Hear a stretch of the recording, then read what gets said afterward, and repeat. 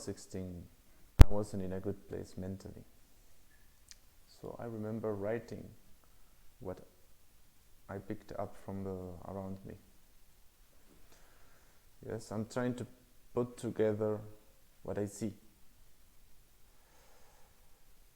Yes, just to, clear, get certainty about things around me.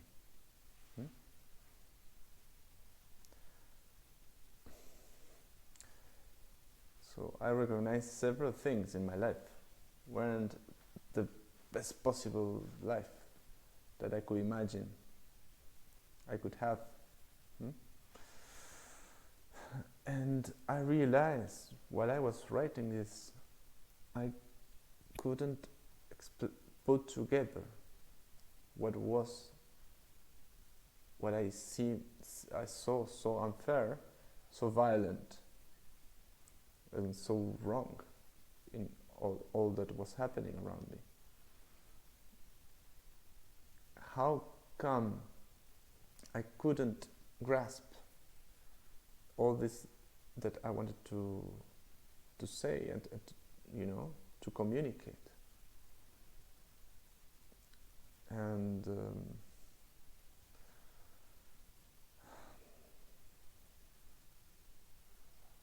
how could I trust myself? It brought a lot of doubt on myself, about my perception, because if I couldn't explain and articulate what I was seeing, how could I trust myself? If I couldn't even convey what I was experiencing, how could I trust myself in the experience I had?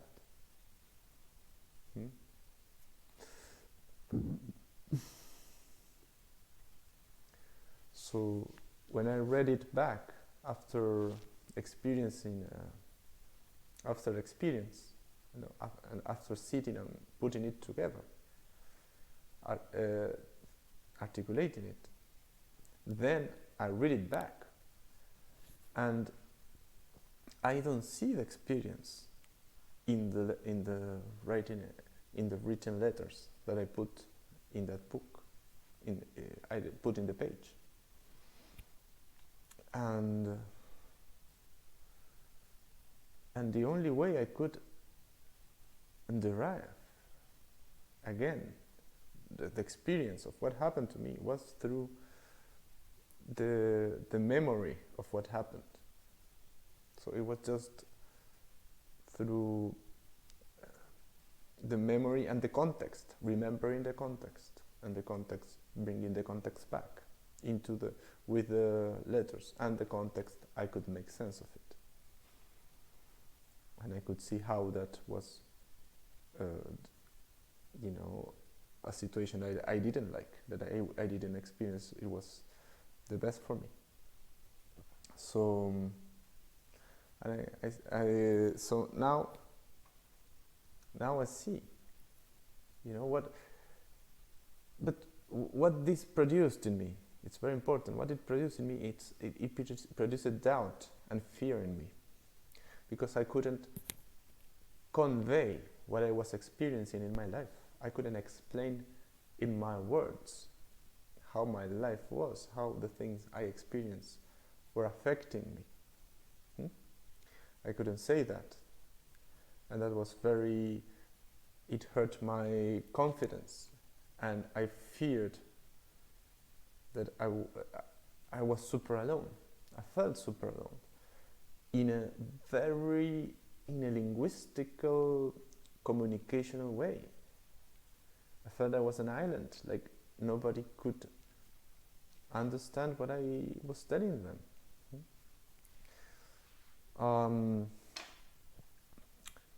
But now I see how to be, and this all changed. I felt more confident and less fearful when I could articulate and say what I need, and articulate it in talking about human needs, and articulate it talking about the psyche, and understanding what's happening, and how to say it, and the many dimensions, the many layers in what I was seeing. Because in every human interaction, there's many, many layers. So now understanding and seeing all this helped me talk about it and understand it and convey it in a way that you can understand this. And if I read it back, and now I can understand it. And that became a measure for me for how confident I am about something, how well can I convey it, how well can I write a story or tell it to somebody. So this is the tool. If you're not clear about, if you're not confident in yourself, and you need to be clear about something, maybe there's many things in your story that are not fully articulated, fully fleshed out, to be clear and to be more confident. It took me a lot of fleshing out my story and learning these dimensions and these distinctions.